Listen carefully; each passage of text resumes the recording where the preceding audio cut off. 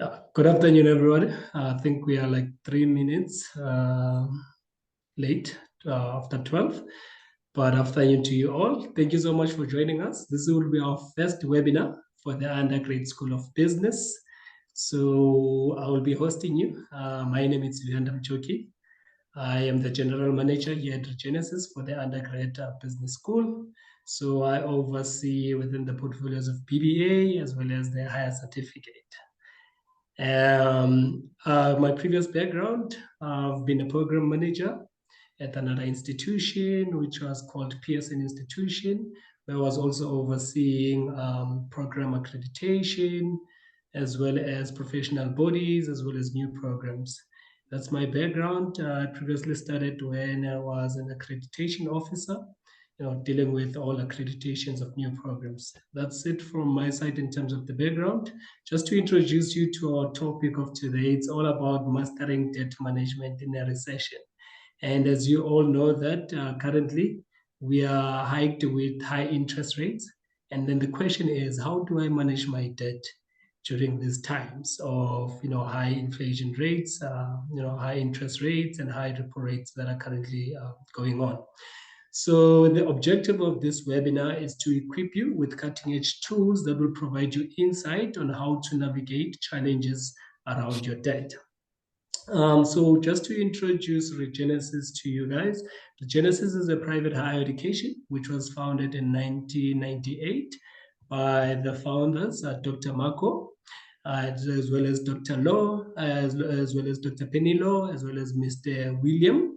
It operates within South Africa, India, as well as Nigeria. They've recently established offices in the USA, as well as Kenya. It's very unique because of their global presence, because they're operating in three continents, which is Africa, Asia, as well as America. So the Regenesis, in terms of its differentiator, it goes beyond the intellectual acumen or intelligence. We all know that in terms of higher education, they want to tap into intellectual acumen, your intellectual intelligence. But at Regenesis, we go beyond that. We look at your emotional intelligence. We also look at your spiritual intelligence, where we develop an all-rounder. We develop a structured human being. So that's Regenesis, and that's our differentiator here. As the undergrad business school, we offer programs which are accredited by the Council of Higher Education, as well as registered through the National Qualification Framework, which is by SAQA. We offer programs which range from your higher certificate in business management, as well as your bachelor's of business administration, and they also have specialization. The specialization is in retail management for both the higher certificate in business management as well as for the bachelor's of business administration. So without further ado, I will introduce you to our panelist. However, I will have to make an apologies for Andy. He couldn't join us today due to some agent work that he needed to do with Investec at Cape Town. But then I will introduce you to our panelists which have joined us, which is Tibelo Rabele as well as Carrington Mulambo. And I will ask our esteemed guest to introduce themselves. We have Tibelo Rabele here from Investec, who's coming in from the wealth management from Investec. Tibelo, over to you. Sure. Thank you, Leona. I'm not sure if everybody can hear me. Yes, we can, sir. All right, perfect. No, so for the purpose of introduction, so I'm Tibelo Rabile. In terms of my background, I'm a wealth manager at Investec Wealth and Investments. So ultimately, I deal with structuring investments for ultra high net worth individuals. I've also got, obviously, other experiences which deal in tech, being in software development, as well as then some M&A transacting for various industry transactions. So yeah, that's who I am in a nutshell. No, thank you, Robert. Thank you, Tibelo. Thank you for that very brief introduction of yourself. I think it will contribute more further in our discussion around debt management, with your investment, insight and skills. So with that being said, I will also like to allow Carrington Mulambo to introduce himself. Okay, thank you, Leander. Thank you very much. Yeah, my name is Carrington Mulambo. I'm a SAP finance analyst. So my working background, I've worked as a sub consultant at ShopRite and Checkers. That's where I'm working as of now. And I also have a background in lecturing. I was lecturing at my previous institute, which is Pearson Institute. I was lecturing accounting and economics. And then I moved into SAP. That's where I'm currently working. That's me in a nutshell. Thank you. No, thank you so much, Carrington Mlambo. It's lovely to have you. It's lovely to have you from both sides, actually, from the academia side, as well as from the industry side in terms of practice. So at least you would have an all-rounder when it comes to our discussion. You can be able to apply the theory as well as with the practical element of how it's being done in the industry. So, colleagues, with that being said, I think maybe as an opener, we have seen many of South Africans are feeling the pinch, of the high repo rates that are constantly growing. I think it was supposed to be its fourth time roundabout in July. And many of those individuals might have lost their available assets, such as houses, cars, and it has a huge impact in terms of the nation when it comes to the high, scale in terms of the nation scale when it comes to economic growth, that it has an impact on, And I was reading one of the articles from Reuters. I think it was on the 15th of June, where they were talking about the expected, in terms of the estimated economic growth within the South African economy, where they were estimating it to grow at a merely 0.3%. Imagine that, which has various impacts, colleagues. It could be impacts that are related to the load sheddings that we are seeing, impact that are related to unemployment rates, high interest rates. But specifically for this conversation, I think we'll be looking at the debt side and the interest rate, how it also impacts, when it comes to the national landscape. The South African Reserve Bank Monetary Policy Committee has kept the repo rate at 8.2%, where they actually had estimated it to actually to increase, but it didn't do so. During these tough times, colleagues, of all these constant increases in terms of cost of financing your debt, or the low economic growth, how does one tend to master their debt, with all these challenges, with all these interest hikes that we are seeing?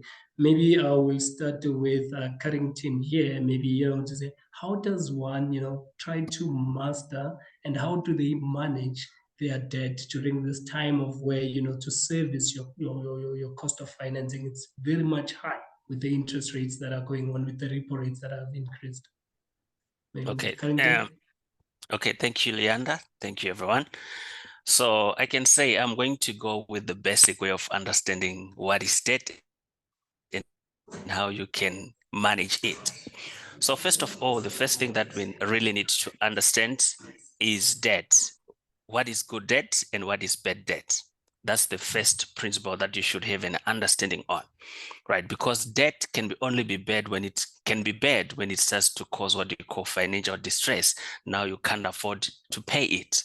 So once you understand the good debt and the bad debt, so the bad debt, this is whereby you are financing for a liability, as an example. You're just financing, for example, luxury goods. You're just doing it for the sake of being part of the society, being part of the team that is doing whatever they are doing. Whereas a good debt, you are getting a debt that is going to give you a financial leverage. It's an asset. You're financing into an asset. So whenever you have that a debt in your portfolio, you have to identify which one is good and which one is bad. You need to get rid of the bad debt, because that debt is going to cause financial distress. So in doing so, you need to understand what we can say a gap. You have to have a view of what we call a gap. So what do I mean by a gap? what are you earning and what are you spending on. If your gap is a bit smaller, it's going to cause a lot of financial distress. If you earn less and you spend more, there is no way you are going to be able to pay your debt. So you have to be a person who is disciplined. You need to sit down, see your expenses, see your spending, see your income. Then that way it's going to easily help you to manage your debt. Right. Adding on to that, there's what we call saving for an emergency fund. Right. Most people, if we look as we speak these days, they just spend without saving for what we call an emergency fund. So what is an emergency fund? In case of an unfortunate event, you are going to see that you need some kind of an emergency fund that is going to help you to get out of that predicament. So the common mistake that people are doing these days, I know banks, they offer you this banking application where you can put your money in a 30-day notice. After those 30-day notice, you can take out that money. But in most cases, so I'm going to give an example of myself. I always have that 30-day notice or a savings account in the same bank, like a standard bank account. You have the check account, you have a 30-day notice or any other savings account. Let's say you finished all the money in the check account. Actually, your instinct say, why don't you just take it from that day to day? Take a pen out of 100 Rand, it's not much. So if you develop that kind of a mentality of putting in the same account, you're not going to get the best out of it.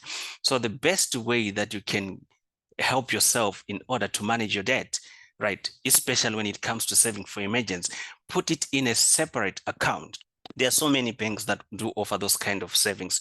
You can do it with Alan Gray, you can do it in Investec, you can do it with any other entities, but you should be in a point whereby you avoid putting your eggs in one basket. That's basically putting your eggs in one basket.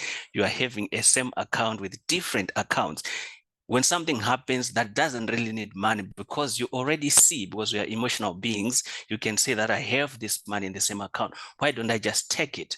So when the real emergence comes, you're going to find yourself in a very awkward position where you cannot really manage your finances properly. So the first thing that I would encourage is to know what is good debt and what is bad debt. Bad debt is likely to cause you a financial distress, and it's actually going to acquire it enables you to acquire those what we call liabilities. For example, you cannot get a loan to finance your wedding. It's not going to generate income. But whereas someone can get a loan to start, for example, a business, you're going to leverage from it. You do your maths, you see, okay, if I get this 20,000 loan, okay, I'm going to start this particular business. What are the returns? Okay, I'm going to get this 20,000 loans. I want to throw a part. That's a financial liability. So in the end, how are you going to leverage from that? So getting an asset, financing an asset is going to give you a leverage, and always having what we call an emergency fund. But I would encourage everyone to save it into a separate account rather than same account. Put it somewhere where it's going to earn an interest that you can also leverage. So basically also on that one, I'm just finishing with this. There's what we call a credit check. Most mistakes that we make, especially when it comes to credit check, when I'm starting looking for an apartment or to buy a house, that's when I'm interested in knowing my credit score. That's not how it's supposed to be done.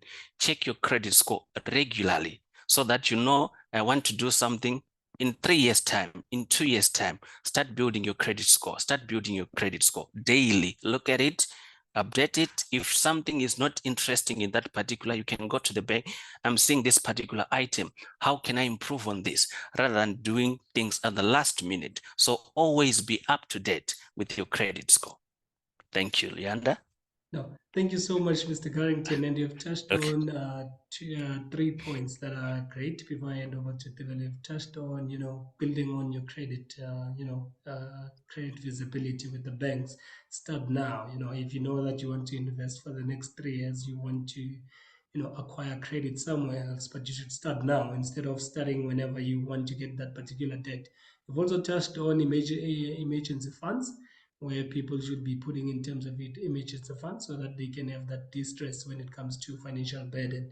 You've also touched on in terms of having different accounts where you can store money or store value of that particular money in different accounts. Those are crucial points in terms of the strategies on how one can build in terms of how they would manage their debt. Thank you so much for that. Maybe let me allow Tibelo on the same question, maybe in terms of what will be, his take in terms of how does one master debt during this recession time where, your repo rates are constantly growing up. Perfect. Thanks, Leona. I think Carrington covered quite a bit of scope in terms of good behavioral practices around managing debt, right? So I think maybe where one can add is to give an idea of the economic landscape around where we are currently with interest rates from a global perspective. So what people need to remember is that in terms of where we find ourselves, probably from the last, call it 2020, we had a pandemic where there was quite a lot of relief and stimulus that went into markets, right? And that's where you saw, people trying to encourage, rescuing people in negative positions, etc., including businesses. So what you saw is nations who typically, like, in developed markets, were in negative interest rates. So that would be a situation where literally it meant when you give the bank money, um, they would charge you for your money. Essentially, you'd get like an interest rate of maybe negative 4-5%, whatever the case is. Post COVID, and I think going to, I guess the point that I'm alluding to here is a lot of times understanding debt is quite important, because in as much as Carrington says that you need to understand using debt for constructive purposes, you also need to understand, even commercially, whatever that purpose is, its potential to outperform fluctuations in rates. So to give you this example now, post-COVID, what you found is that we went to an interest environment where interest rates literally halved within a matter of months, right? Post the pandemic. So the MPC probably dropped rates, to a very low point. And I'm sure you're aware, people then went out and purchased properties. People were, acquiring new debt. Banks also weren't really open to fixing interest rates at that time, because I think they also saw that, it's not going to be a sustainable element in the cycle. And now that people have, with good intent, purchased properties, taken out finance for businesses, etc., etc. Also, with the growing pressures that you find in South Africa now, where we've got energy challenges, a lot of people saw it as an opportunity to take debt, to gear up on their facilities, to gear up on their carry facilities, because we are at a business school. I'm sure there's people who run businesses. And then, a lot of people also were trying to get solar energy on their properties, to be more sustainable within the business environment, as well as the commercial properties. But now what you've seen is that interest rates have since quickly ratcheted up from, where we started off in 2020.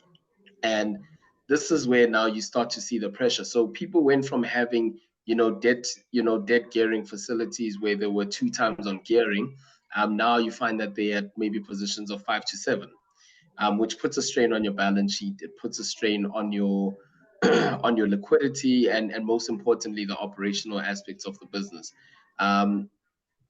The other aspect of it now that comes into play when you look at the infrastructural challenges that exist from a macroeconomic perspective, you also have interest rates increasing on the developed market front. So that's where you saw a very good example, a bank like the SVB, what was it, the the technology bank, what was it called?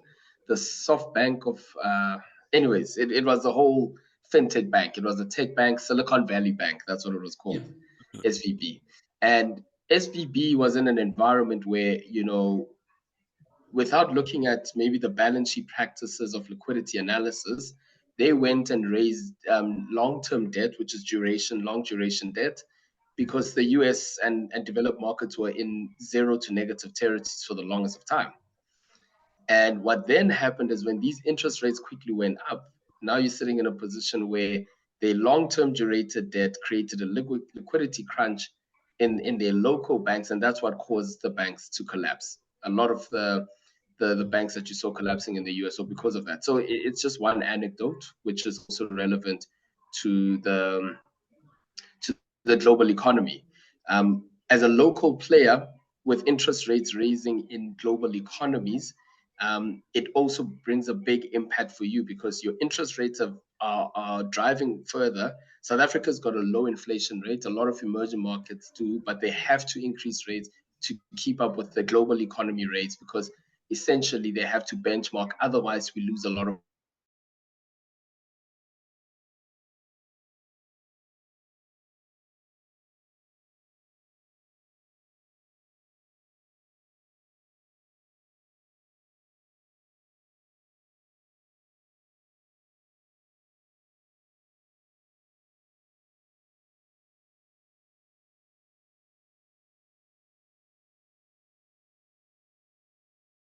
practice as well in terms of we are not isolated as South African economy, but also working in terms of with other economies that are there from a global landscape, which that also impact how we the cost of financing our debt.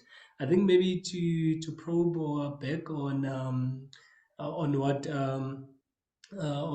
Carrington Mlambo was indicating, where he was indicating on emergency funds. Seemingly we're looking at emergency funds and touching back from what Tibela was saying that, back in 2020, back when there was a pandemic, we were used to low interest rates then. If you look at the background, and now it's increasing and constantly increasing. And now people change their lifestyles, because the interest rate of borrowing, the cost of borrowing money was very low. By then, they could purchase houses, they could purchase additional cars back then, but now it's no longer the case. And now people are seeing or feeling as if it's constantly increasing. Maybe to touch back and say, how does one, create an emergency fund, for all those rainy days? Maybe to touch back to you, Mr. Carrington, in terms of how does one create an emergency fund? Say, for example, now they've changed their lifestyle. It was back in 2020 where they were used to working from home, but now they need to travel. There is now petrol money. The lifestyle is completely now changed back to normality. How does one create that emergency fund from an individual perspective? Okay, thank you, Leander. So I always get back to the basics. So the basics of economics, you have to see what are your needs and your wants. Because in most cases, what really take a chunk of our income is the wants rather than the needs. There are certain things that you can see these are unnecessary. For example, let's say you see that, okay, you are adding much more of your money, or you're taking much more of your money doing things like going out for restaurants on regular basis. It's quite simple to simply cut off that a type of behavior. You cut back on your going out for lunches or dinner. You need to take a look of those things that you can do without. That's the first step. What can I do without? And what are those things that I really need? And also in terms of, you gave a very good example of traveling, right? At one point, it depends. If your company is paying for you, for example, if it is paying for your petrol and whatever, then it's okay. But if it is not, you need to take a look which one is a better option for you to travel. Because I see a lot of people from my area, they do what I don't know, we call it transport stuff or whatever it is. They can say maybe Monday to Wednesday, they just use one car, they are going into the same area. You are saving much more on fuel, okay? Or else you can simply, instead of using your car, you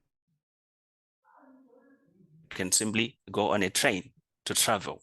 Those little things are going to add up, because people, they think that saving start by saving a big chunk. No, it's a character that you need to build on a daily basis. I'm going to save 50 Rand, I'm going to save 100 Rand. As you build that character of saving for that little things that you do daily, they are going to build up. And by the end of the year, you are going to see that you've installed a discipline of saving in yourself. You don't need to really start by saying, I want to go big. This month, I need to save half of my salary. It's going to a bit of drain you. Build a system, build a habit of saving, and cut those costs that you can see that, no, these are totally irrelevant. you do that, you're going to see you build a certain character within yourself, and you can simply save on your emergency fund. You don't need to start big. Start where you are. Start with what you can. And also, it comes back to that gap that I explained about, that what are you earning and what you are spending. As narrow, you need to widen your gap. Whatever you spend should be far less than what you earn. If you spend less, you are going to create a gap, and that gap, that's the savings gap. Then you can save for your emergency funding. Thank you. No, thank you. Thank you so much, Mr. Carrington. Moving on to my next question.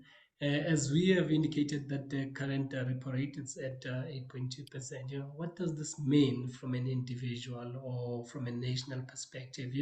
What is the impact of the rapid increase in the repo rate from an individual perspective when it comes to managing debt? Maybe I'll direct this one to Tebelo Rabele. Yes, sure, no worries. So the good news is that our inflation obviously has actually shown its lowest level in probably the last 2 years. I think it's at 4.2% now. So you can anticipate that there would be some downward pressure. Inflation is dropping across the world, so we can anticipate a little bit of alleviation from that perspective in terms of where interest rates might be. But yeah, going more directly to your question is that if interest rates have sort of doubled in the past, couple of months since January, right? It would essentially mean that if you had a property that you were paying maybe an installment of, call it 12,000 Rand, you could now potentially be now paying installments of maybe close to 16, 17,000 Rand. This is also in tandem with the fact that because interest rates affect all businesses, it's what we call cost push inflation, right? So with the rising pressures, inflationary pressures, maybe from your agricultural producers, your fuel, your this, your that, it also means that not only is your bond going to increase, it means that there is going to be an increase in your fuel expense, the cost of getting food wherever you buy food. So your general parallel, in terms of what you call a parallel economy, which is unsubsidized, would be pushed by this. What Carrington talks about in terms of creating liquidity amongst or a buffer for emergencies is very important, right? But sometimes what we also need to have a look at is a conversation where we say, you can only save what you've made in terms of money, right? Or revenue, whatever the case is. And if you're not generating revenue, you don't have anything to save, right? So I also say that in as much as fiscal discipline is a very good habit and behavior, whether it's 500 Rand a month or whether it's 10,000 Rand a month or 100,000 Rand a month that you're putting away, or 10 million Rand, whatever the case it is, it's a good discipline to have. But you also have to form a discipline around how you generate income. For different people, it varies. Different people have different gifts. Maybe Luanda and Carrington, maybe you guys are good good at playing instruments. Maybe you start a band and you start spending your weekends, performing in places, or maybe you start a business that does something that you've got an expertise in and you think that you can generate income of, where you spend your extra time. So maybe it might look like, in as much as you're saving money, yes, but you can also save time. In as much as you're saying cut down on restaurants, you can maybe also cut down on, I don't know, reality TV, if it's something that takes up a lot of your time, or, spending time at a Chisanyama, if that's what takes up your time, and saying, how can I rechannel my time to maybe upskill myself, like a lot of your participants on this call are doing right now, because then maybe once they've upskilled themselves, they can then apply for a new job, get a promotion, and increase the amount that they earn. So the one last thing also is your keeping money in cash versus investing the money is also another big thing, because your interest income on revenue, your interest income is taxed heavily. It's taxed according to your marginal. Whereas if you've got instruments that pay you dividends and are equity related, then you tax lower on those. So you get the tax dividend withholding tax, when you've got dividend paying instruments, and then you also get, you know, capital gains tax when you sell on equity. So it's a small tax arbitrage which that can make you more efficient around how you grow, just outperforming inflation and, you know, trying to stay ahead from a earnings perspective, and the equity participation perspective is very important. Thank you so much, Tebelo. Apologies, colleagues or the audience, when you're seeing a bit of technical glitch there and there. It could be network and so forth, and our sounds are, technical glitches there. But maybe carrying on, and thank you so much, Tebelo, for touching, in terms of from an individual perspective, where it's scary so much, where somebody could have been paying 12,000 and now they end up seeing themselves paying 6,000, due to the, hikes when it comes to the repo rate and the interest rate. It's so scary from an individual perspective. But then maybe to touch on the national perspective, what does it mean with all these increases? How does it impact the borrowing? And will the financial institutions have that appetite, in terms of lending? If we are all constantly having these increases, from the repo rate, because understandably so that the repo rate is actually impacting how you as an individual, you will be able to finance that perspective, that debt, or that funding that you got. Maybe let's hear from Carrington's side in terms of what is the appetite or willingness from the financial institutions, which is like your banks and your other borrowing institutions. What is their appetite when these repo rates and interest rate constantly increase when it comes to borrowing individuals? Okay, thank you, Leander. Okay, first of all, I like the point that was raised by the previous speaker about how the income is generated. He talked about upskilling yourself. That's a very profound point. That's what is very important, because you cannot save what you do not have. So first thing, gain a skill. And he said on that you need to invest even your time. You can save your time, upgrade yourself, do a new skill. And we can see that these days there are so many open platforms that you can learn new skills that you can easily upgrade yourself, and you can earn more income. Because if you see in 2020, 2021, when the interest rates were quite low, people who upgraded their skills during that lockdown, now they're actually earning maybe 3 times than what they were earning, and they could be in a position to cover for all those interest rates because they are also earning a little bit higher. So that's a very key point. So when it comes to the repo rate, so Reserve Bank we all know that is responsible for the repo rate. So this repo rate is obviously passed to the commercial banks, and these commercial banks, I'm not sure if I say unfortunately or fortunately, it is passed to the consumers. So the end person is actually the consumer. You're going to bear that burden. Okay, when they increase from 7 to 8, it's simply passed to the consumer. So when that happens, it means the borrowing cost is actually high for everyone.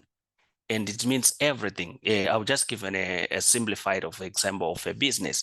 If a business is funded by the loan, and it's actually not a fixed, it's a flexible interest. So it means when the repo rate changes, obviously the interest that particular business has to pay increases. So when it increases, it means the cost of borrowing has increased. If they were paying, for example, 1 million rands per month on interest, it has increased. Maybe they are paying now 1.2 million. So it simply means their cost, if it is a manufacturing end, it has to be transferred to the end consumers. Hence the products, whatever it is, the cost of manufacturing that particular product has to increase. So the cost goes back to the consumer, right? But on the other hand, if you are an investor, it can be a good sign. You're going to add higher interest as an investor, right? But overall, to the consumers, the interest rate is going to be passed on to you. That's why that example about mortgage loans where you were paying 12,000, now you're paying 16,000. That interest rate has simply been passed to you as an individual. So that's where now you as an individual how are you going to bridge that gap, right? Same thing that was said, do your homework, upgrade your skills, and more in order to cover for those gaps. But basically, the interest is passed to the consumer, and the consumer is going to bear the burden. But as well, this at a national level, the reason for the repo rates, I think we all read from the news that whenever they're increasing these repo rates, they're trying to reduce the inflation rate, because we know if prices persistently increase, we are actually devaluing the value of our rand. So in order to keep that, the Reserve Bank has always to regulate the market. That's its responsibility, regulate so that the inflation, that it just doesn't shoot off the roof.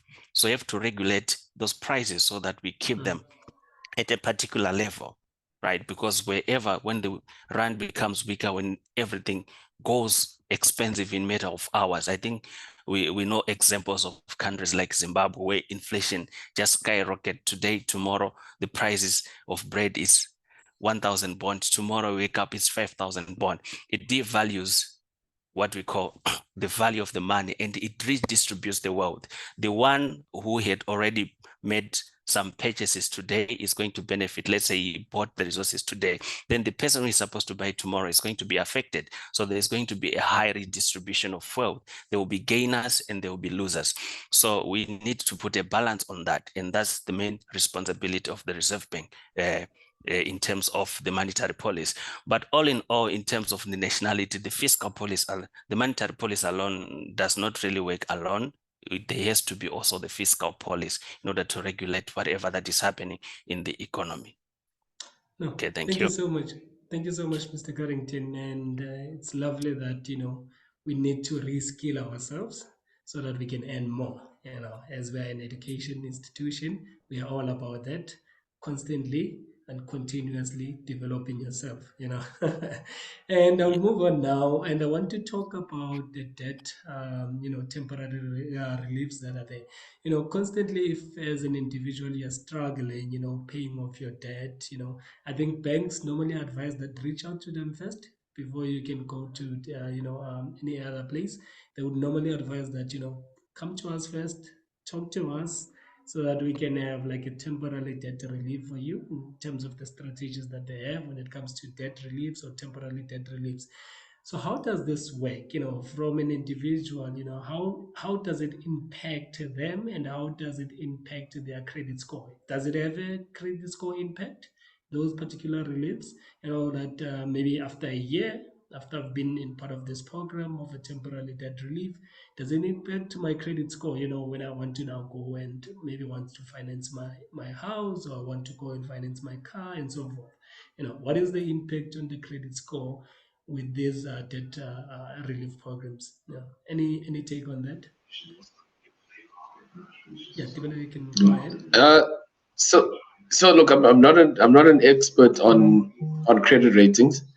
Um, and yeah, I don't really know how it essentially works around, like, restructuring the debt and all of that, right? So but, the key thing is your serviceability. I'm just talking with my experience, with the private bank. I was obviously, it's a different division to that where I am, but I've got experience with working with them. But serviceability is crucial, right? So which is where we're talking about that whatever you intend to do with debt has to have a clear sight of serviceability, right? So if it's a business, you need to have elements of confidence that you will be able to service that debt. And when interest rates increase, you must remember that like Harrington alluded to earlier, it it not only impacts you as an I think as I'm an losing. individual, but it impacts business increasing. You heard the recommendations: don't eat out. Uh, Sorry, can you hear me? Yeah, we can hear you now. You're back. We're losing you a Yeah. bit. Yeah, so I'm just saying, you heard the recommendations. When they were saying when interest rates go up, the recommendations are that you should cut costs, don't eat out as much, which when you're a business owner, essentially what it means is that they're cutting you, right? So you need to also have a stress testing around your business model when you take on debt, because when you're conservative with debt and you use it maybe purely for functional elements of your business. To give you an example, right? If you are uh, maybe a manufacturer and you import your materials from a particular country, right? Most banks would have maybe a trade finance division where they would be able to say, all right, so we can finance your inventory, right? So they'll give you terms on your inventory and it maybe allows you to keep liquidity, but you know that your sales, maybe you've got off-take agreements or whatever the case is. Let's say you manufacture this water or whatever, you know. You've got off-take agreements that, you know, the University of whatever, Regenesis, want to purchase 1,000 bottles of water from you, whatever, I don't know the numbers. And then you know, okay, if I import these bottles and I fill them, Regenesis would pay me back in 30 days. So I'm taking an inventory finance for 30 days because I know that by the time Regenesis pays me for this bottle of water, you know, it would be the time when my financing is due and I've made enough to cover whatever eventualities there are on interest. So I think that's how deep you need to dive in terms of how functional is the debt that you're looking to take on. It can gear your business and it can grow your business exponentially and quicker than if you were to just be a bank to yourself. But at the same time, you have to be cautious about how you utilize it. No, thanks. Maybe let me then touch on another question that I will direct it now to Carrington. Carrington, often we see people moving, their debt financing, just for them to be able to, cap on the reduction of that interest rate. You'd find like you have Mr. A and you have Mrs. B, and what they would now do is whenever they're in distress of finances or they're struggling financially, they would move their home loan or their car loan to another banker, which is offering them maybe a reduced interest rate. Do you maybe recommend that maybe it could be a best strategy for one to move around in terms of hopping around different interest rates? Does it make a difference when it comes to them trying to manage their debt? Okay, thanks, Leander. My answer to this question is not going to be direct. It can be a yes or a no. Right. So when it comes to move your home loan, right? For example, you had a home loan with Bank A. Maybe you're paying 10%. That the interest was at 10%. Then someone comes to you and say, oh, okay, if you are struggling, I'm a client for Bank B, right? And they're going to charge you 9% from your home loan. Then you decide, okay, let me jump to Bank B. Right. So your interest, especially when it comes to bank, the interest that you pay, it differs from each individual depending on your credit ratings. So first of all, you need to find your credit score. Okay, your credit rating. How much are you going to qualify for that? What kind of interest? And also on that, especially when you are switching banks for your home loan, you are going to see that there's a lot of legal costs that are involved. So you need to factor into account, okay, if I'm going to move from bank A to bank B, I'm going to save 50,000, but my legal cost is going to cost me 60,000. So there's no benefit in doing that because all the interest is going to the legal cost, initiation fees and all that. So you need to do a proper calculation. That is that 0.5% that I'm trying to avoid worth it in terms of the other costs that are involved in order in changing that. When you do your maths, you can really see whether it's worth it or it's not. So it depends on a lot of factors. The interest rate that you're going to receive from that particular other bank when you do your home loan, when you switch for your home loan.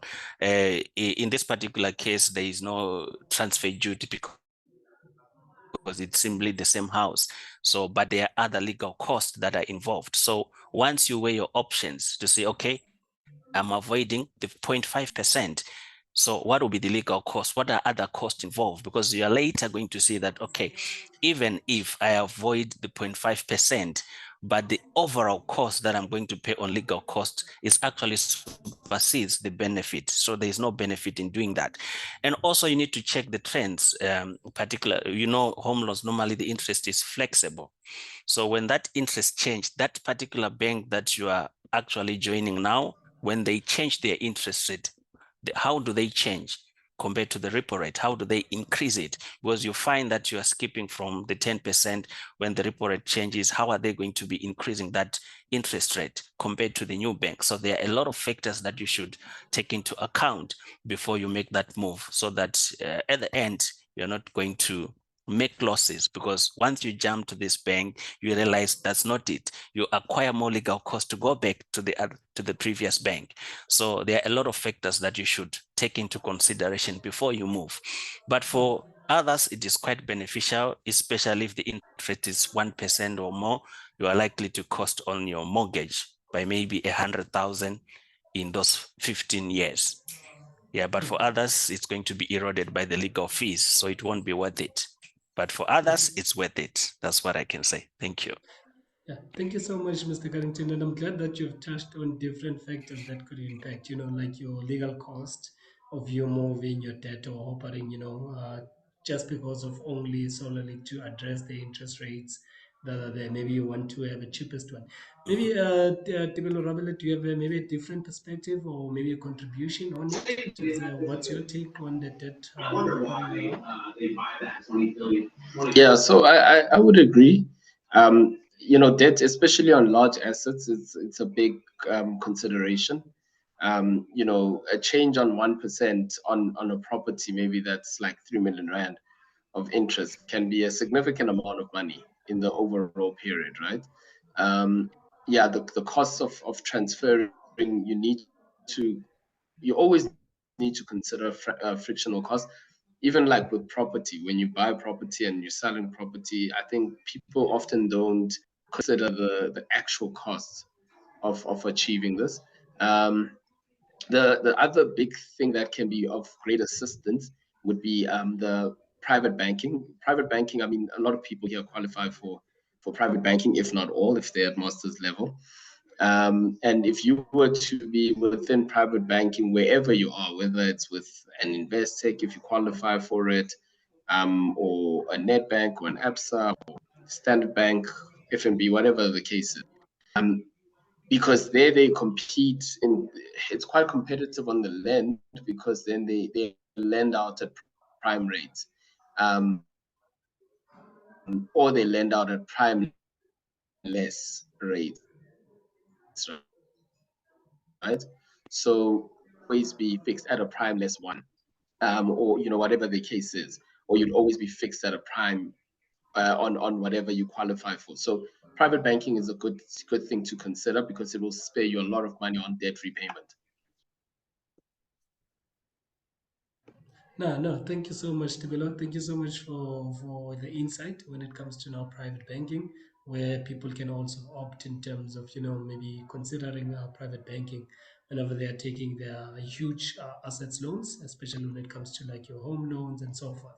Now, maybe let's look at the government role now when it comes to, debt management. Do you guys know of any, maybe are there any government programs that are there, or government initiatives, or even if it's non-government, maybe from a business roles or from the financial institution roles as well, when it comes to now debt management, do they have any programs, any initiatives that they have to aid individuals with their debt, or maybe to even educate them when it comes to debt management? Do you guys know of any initiatives that, banks, government, and other role players or stakeholders that they do have in terms of engaging individuals when it comes to debt management? Maybe let me take Carrington. Thank you.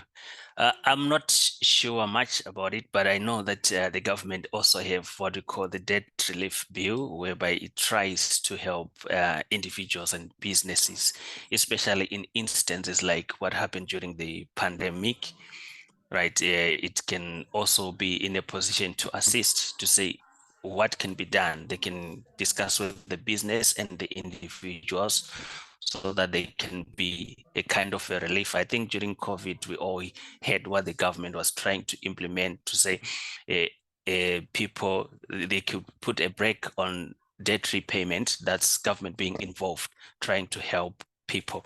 That's what I am aware of about the debt relief bill that was set by government. So yeah, it is there. That's what I can say. Thank No, you. thanks, Karen. No, thanks, Carrington. No, thanks, Carrington. Maybe Tibelo, coming from a background of, from a banking space, from Investec, maybe do you know of any, programs or initiatives to educate, individuals when it comes to debt management?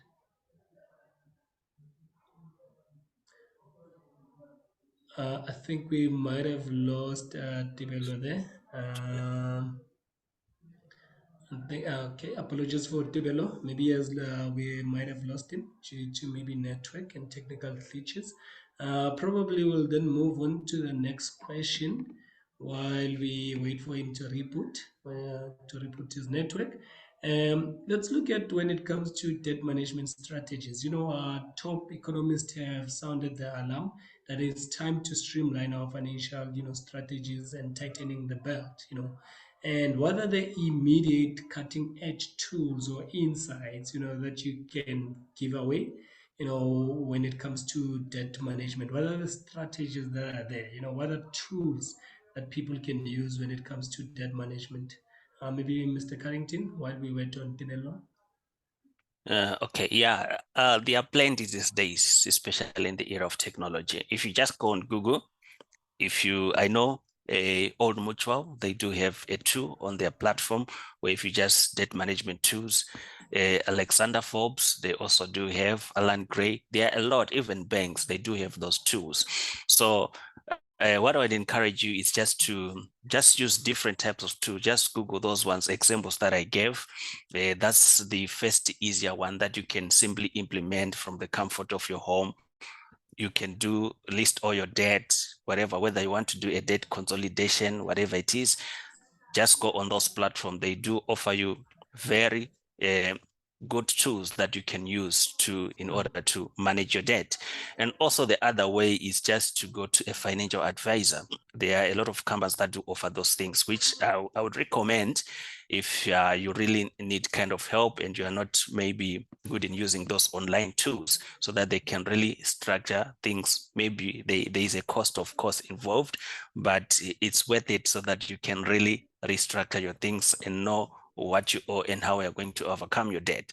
So there are so many blend of tools, from the banking apps to other investment bankings and things like Old Mutual. They do offer a lot of tools that you can use. If you just go on the Google, just saying debt management tools, Old Mutual, it will come up. Alexander Forbes, Alan Gray, all those are going to really assist you.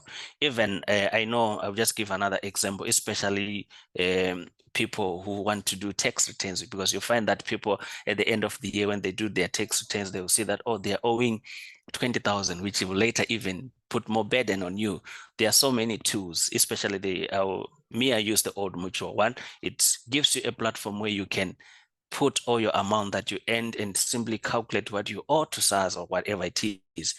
So these tools are freely available to begin with. Then later, if you really need something professional, you can go to financial advisors for different institutes. They are going to help you to structure your debt. Thank you. No, thank you so much, Mr. Carrington.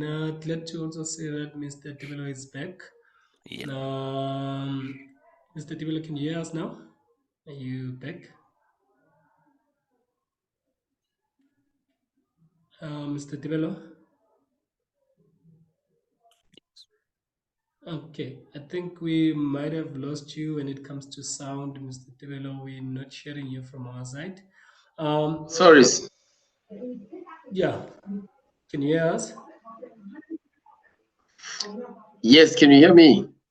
Yeah, we can hear you, but there is a bit of a Yeah, lag. sorry, I was just trying to switch the connectivity because I think the Zoom I don't think the Zoom is, but I think that should be okay now. Okay, perfect. Yeah, no, we just touched on tools that are there when it comes to assisting individuals, whereas individuals when it comes to financial strategies, in terms of tightening their belt. But maybe let's move on to our very last question. We understandably so that Mr. Carrington has shared in terms of the technological tools that are there on websites that people can use. I want to look at the immediate ones that people could have access to when it comes to now your budgeting and so forth, because understandably so that for you to be able to manage your debt, you should be able to manage your expenses, you should have a budget. Hence, I think the theme of today, we were talking about, the income that you have, try to make sure that you don't spend it that much on things that you want, but spend it more on your needs. What are the technological tools that people would have currently at their disposal that they can use? Maybe say for example, your Excels, maybe on the cell phone that people can use when it comes to budgeting as well as managing their expenses. Maybe Mr. Tibilo, if I can direct this question to you. Yeah, no, definitely. Yeah. So I'd love to take that one. I'm a big fan of tech, like I said. So I mean, there's various platforms that are budget management, for example, tools. I think Old Mutual has one. There's quite a few that you can utilize out there to try and categorize your expenses, and then gives you a very clear view. That's conventional budgeting. There's a cash flow budgeting technique that I personally utilize from Robert Kiyosaki. Obviously, I'm sure a lot of people have read his book, which is the Rich Dad Poor Dad, which talks closer to how you flow from liabilities to assets to expenses and back into assets, and growing your asset base so that and reducing your liability base so that your asset base pays more and your liability base is less, which means that you've got more to reinvest into assets and grow the asset base. Um, another interesting platform. So I'm one of the founders of a platform called Community, and it's actually quite a nice way for joint savings, because on the Community platform, it's a fintech. You're able to set up group savings clubs. So, for example, on my Community app, my wife and I have a portion on that where we set up different, call it stock funds. So we have a savings club where it's me and her for furniture that we want to buy. We have a savings club for trips that we want to take. We have savings clubs for our kids, maybe want to do something for our kids like a birthday party. So it really helps to compartmentalize your expenses from that part. So yeah, you can really leverage on tech, because the one thing about savings and managing your finances, it's really behavioral. So once you can visualize things and you can see, oh my goodness, I spend maybe 10,000 Rand on food a month, or then you realize like, oh my goodness, that's actually excessive. And then you can target it. As to when you're just doing it, free flow, you can't really see. You're just thinking, oh, my money's going and I don't know where it's going. So yeah, there's things that can make it much more graphic to you. Yeah, no, thank you, Mr. Rabelede. Colleagues, just before I let you go, just one question for us to concluding it. From your expert insights, how can we educate individuals on debt management? Maybe I can direct this particular question to Mr. Carrington. From your own insights, from your own background in terms of being in the industry within the finance space as well as being from academia, how can we educate, or how can we reach the entire nation when it comes to educating them with debt management? Okay, thank you. So me, I'll just give an example. I was a person who really didn't like debt until at one point I had to apply for an apartment, and I said, "You don't have a credit score, you can't get." So I think this should start from a family setup, whereby as parents, if we are parents or we are not yet parents, but from a family setup, you need to really educate your children that this is debt, good debt, and you should get it because it's going to give you a credit score, which is going to help you in future. So this should always start from a family setup, whereby parents are responsible in educating their children about debt and how it can help them in future. And also from school perspective, I know that schools, I believe there should be some curriculums at school that actually teach all these basic things in life, because sometimes we are not afforded all these. We only learn them after university that, oh, I need a good credit score. And what you all know is that your parents didn't have a good credit score, but they never told you, like, why don't I have a good credit score? So I think these things should always come from the family setup, that we really need to educate our children. And also we as individuals, whether we are still first year, second year, try to read widely. Read as much as you can. Get the knowledge from those who have walked the walk. Learn from them, and always help others whenever necessary. Whenever you see an opportunity, please spread the word. Help them with whatever that you have that you think is going to help them to leverage from the debt, whatever it is. Always communicate. I think that is going to help a lot. Thank you. Thank you, Mayor. Thank you. Thank you. Mr. Tibela, your conclusion, just 30 seconds. Yeah, sorry, I was actually just trying to respond to the question there. I think someone asked, where do you access the community platform? So community is a community with a K, so it's KOMUNITI. And you can access it on iOS on the App Store, and then you can also access it on Android, which is the Play Store, and then the Huawei app. So I'll just put the typing or the spelling of the app, just so that you can access it whenever. But yeah, so in terms of then the parting remarks, I think information is everything, right? So podcasts, you are what you eat, right? So you are what you consume in general. So I remember when I was young, probably from the tender age of 10, my father was in finance. So like Carrington was saying, it starts at home. So with my father being in finance, we used to read the finance part of Sunday Times and never the gossip column. It's just one of those examples. And it just gave me a whole lot of learnings around the financial world, the equity markets, the stock market, all these funds that exist, and how to navigate all of that, how to leverage debt positively, business as well. Because those things, you're learning about how people run their businesses. And then about business as a collective, I think as communities, we probably don't do that enough. But the more and more we share our experiences and we share our stories, the more there's learnings to be shared amongst us. But yeah, reading, business TV, there's another section on TV there, after the sports channels. There's like your CNBC Africa's, there's your Bloomberg's, there's your Business Day and all of that, which can be very helpful as well with addressing a whole lot of these these phenomena. No, thank you so much. Thank you so much, our extinguished guest. Thank you so much to the audience as well. Thank you guys for coming through. We truly appreciate you, and thank you so much for your insights. I think it really starts at the lower ages with your parents and colleagues. You might be parents yourselves or would be in future.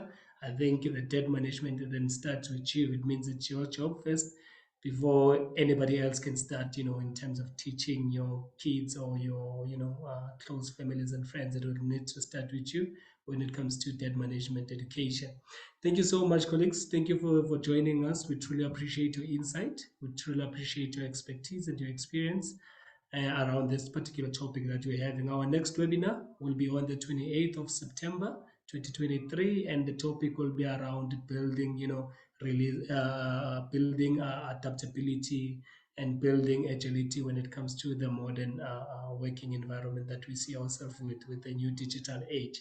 How does one build that adaptability. How do they quickly adapt? Thank you so much. Thank you for joining us. See you next time.